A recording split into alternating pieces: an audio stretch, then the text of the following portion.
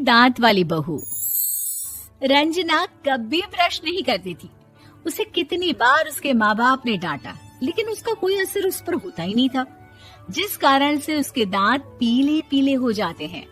शादी के बाद। अरे बहू, वैसे तो तुझ में कोई कमी नहीं है, पर तेरे दांत इतने पीले कैसे हैं बेटा? कैसे है मतलब? कोई सर्जरी थोड़ी ना कराई है। वो तो क्या नाम, मैं ब्रश नहीं करती थी तो पीले हो गए। अब क्या करूं? आप कहें तो लाल करवा लूं या फिर काले? यार ये क्या है, क्यों माँ से लड़ रही हो? लड़ रही हूँ? अरे मैं लड़ रही हूँ या ये बोल रही है कि दांत पीले हैं, पीले। अरे तपस्या थोड़ी ना की है इन्हें पीले करने के लिए। बकायदा ब्रश नहीं किया है 20 साल तक, तब जाकर। छी, कैसी बात कर रही हो? ये उस वक्त तो पीले नहीं थे जब हम लोग तुम्हें देखने आए थे। अरे तब साफ करवा लिया होगा डेंटिस्ट के पास जाकर। अब देखो कैसे पीले पीले लग रहे हैं। रंजना सास की तरफ गुस्से से देखती है। फिर शुरू हो गई पीले पीले पीले। अरे पीले तो तब भी थे जब मेरे हाथ का रसगुल्ला उड़ा उड़ा कर खा रही थी और बोल रही थी, लड़की नहीं गुणों का खजाना दे रहे भाई साहब। खैर, अब वो लोग करते भी तो क्या करते, पीले दांत वाली बहू पल्ले पड़ी थी तो झेलना तो था ही। एक दिन कीर्तन में रंजना गाना गा रही थी। अरे कमला बहन, माँ का द्वार है, यहाँ तो सब शुद्ध होकर आते हैं, फिर अपनी बहू को ब्रश भी नहीं करवाती तुम। दूर से पीले पीले दांत भक्ति में बाधा उत्पन्न कर रहे हैं। और कोई 2 साल के बच्चे थोड़ी ना लेकर आई हूँ मैं बहू बनाकर। अच्छी खासी लड़की है, अरे कैसे करवाऊं ब्रश? ये तो उसे खुद करना चाहिए ना। अब माँ बाप तो इसके जैसे तैसे निपटा दिए, ये नहीं सोचा कि सास कैसे संभालेगी। सास बहू को लेकर घर आ जाती है, लेकिन सोच लेती है कि अब इसे लेकर कहीं नहीं जाएगी। अगले रोज बहू कहती है, अरे क्या हो गया, मंदिर नहीं जाना क्या? कीर्तन का वक्त हो रहा है। मेरी मधुर वाणी से कान्हा जी जागते हैं और सोते हैं। आप तो जानती है ना उनकी भक्ति में कितना मन लगता है मेरा। वो क्या है ना, तबीयत ठीक नहीं लग रही है मेरी, आराम करूंगी मैं। तबीयत ठीक नहीं लग रही? अभी तो मिथुन के गाने पर नाच रही थी आप, और अब बोल रही है कि तबीयत ठीक नहीं लग रही। अरे भक्ति में मन लगा लो सासू माँ, ऊपर जाना है, क्या मुंह दिखाओगी आप? हाँ? सास को बहू की बात पर गुस्सा आ जाता है। मैं क्या मुंह दिखाऊंगी, इसकी चिंता तो ना कर, समझी?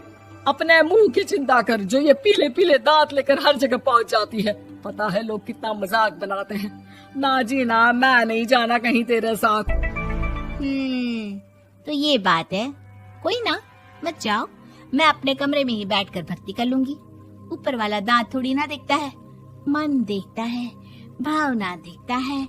और अरे बस बस, तू सब कुछ दिखा, बस ये सफेद चमकदार दांत ना दिखाना किसी को, है? जा यहाँ से। बहू को सास की बात का कोई फर्क नहीं पड़ता, वो तो जैसी थी वैसी ही रह जाती है। सुबह नहाकर किचन में खाना बनाना, फिर खाना खाना, कीर्तन भजन करना और सो जाना। एक दिन, माँ जी मैं सहेली के घर जा रही हूँ, शाम को लेट आऊंगी। हाँ, तो जाना, मैंने कौन सा तेरी आरती करनी है घर पर बैठकर। रंजना सहेली के घर जाती है, जहाँ वो पार्टी में जाने की तैयारी कर रही होती है। अरे शिखा, कहाँ जाने की तैयारी कर रही है? मैं गलत वक्त पर आ गई क्या? अरे नहीं यार, उल्टा सही वक्त पर आ गया। मैंने ये साड़ी और ज्वेलरी निकाली है यार, शाम को इनके ऑफिस की एक पार्टी में जाना है। बताना कैसा लग रहा है ये सब? नहीं यार, इस ड्रेस के साथ तो वो वाली ज्वेलरी अच्छी लगेगी। हाँ सही बोल रही है, मैंने ध्यान ही नहीं दिया। वैसे तो हमेशा से मस्त फैशन सेंस रखती है। तो बड़ा जाती होगी ना पति के साथ पार्टी में। रंजना कुछ नहीं बोलती, बस सोचती है कि यार काश ये बात सही हो जाती, पर मैं क्यों नहीं जाती पार्टी में? क्या इन लोगों की कोई पार्टी होती नहीं होगी? रंजना घर आती है और रात में पति से सवाल करती है, एक बात बताइए, आप मुझे किसी पार्टी में क्यों नहीं ले जाते? क्या आपके यहाँ ऑफिस में पार्टी नहीं होती? पति बेचारा क्या कहता कि दांत पीले हैं तुम्हारे इसलिए। अरे कोई पार्टी होती नहीं हम लोगों के ऑफिस में, तो कहाँ से लेकर जाऊं? और मार्केट, मॉल, कहीं वीकेंड घूमना, कहीं तो। अरे यार, सारे हफ्ते में एक छुट्टी मिलती है, तो सोचता हूँ कि आराम ही कर लूं। क्यों? रंजना मन मार के रह जाती है। पहले कभी सास के साथ मंदिर जाया करती थी, लेकिन वो भी सास ने ले जाना बंद कर दिया। घर बैठी बैठी रंजना बोर हो जाती है। तभी उसे आइडिया आता है और वो मायके जाने का सोचती है। सासू माँ, 2 दिनों के लिए मम्मी के घर जा रही हूँ। अच्छा अच्छा, ठीक है, आराम से जा। और हाँ, माँ से कुछ अच्छी आदत सीख कर आना कि कैसे शरीर के हर भाग की तरह दांतों की सफाई भी जरूरी होती है, समझी? शुरू हो गई ना आप? वो लोग आपकी तरह नहीं है कि छोटी छोटी बात का बतंगड़ बना दे। उन लोगों के लिए मैं मायने रखती हूँ, ना कि मेरे पीले पीले दांत। रंजना माँ को बिना बताए उन लोगों को सरप्राइज देती है, लेकिन जैसे ही वो दरवाजे पर पहुँचती है, अंदर देखती है कि घर वाले कहीं जा रहे होते हैं। अब माँ, काश रंजना दीदी के दांतों वाली प्रॉब्लम नहीं होती, तो वो भी हम लोगों के साथ चलती ना बुआ जी की बेटी की शादी में। हाँ बेटा, लेकिन अब उसे कौन समझाए कि उसको उसके पीले दांत नहीं दिखते, लेकिन उसके आसपास के लोगों को कितना एम्बैरेसिंग फील कराते हैं।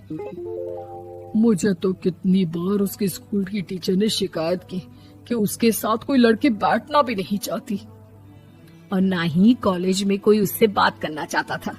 लेकिन पता नहीं क्यों उसे ये बात समझ में ही नहीं आती। कोई कमी नहीं है उस लड़की में, बस यही कि दांत पीले हैं। वो तो भला हो जीजा जी और उनकी माँ का, जो दीदी को जैसी है वैसे ही रखा हुआ है। रंजना को अपने घर वालों की बात सुनकर बहुत दुख होता है। वो सोचती है कि वो क्या करे, लेकिन फिर वो सीधा डेंटिस्ट के पास जाती है, अपने दांत चमकाती है और कसम खाती है कि वो रोज ब्रश करेगी। अरे क्या हो गया? तुम तो 2 दिनों के लिए गई थी ना, पर कोई ना, अच्छा है, चलो आ गई तो। रंजना सास के सामने आकर खड़ी हो जाती है और पूरी स्माइल करती है, उसके चमकदार दांतों को दिखाती हुई। हैं?